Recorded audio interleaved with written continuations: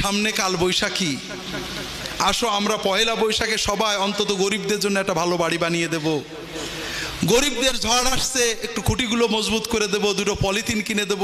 বছরের প্রথম দিন আমরা মানব সেবা দিয়ে, কল্যাণ কর্ম দিয়ে শুরু করবো, যেন পুরো বছর ভালো থাকে। কেউ বলে নাকি?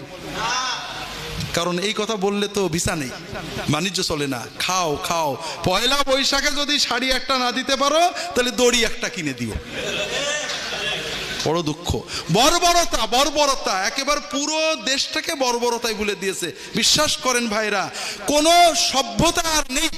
মানুষকে খাইয়ে দিয়ে ত্যাগ করে, মানুষকে ত্রাণ করে, উদ্ধার করে, মানুষকে পানি থেকে তুলে যে আনন্দ, এটা আমরা আর এখন জানি না। বিশেষ করে যুবকদের বলবো, তোমাদের সামনে জীবনটা বড় কঠিন, কিছু বলার ইচ্ছা ছিল বলা হলো না।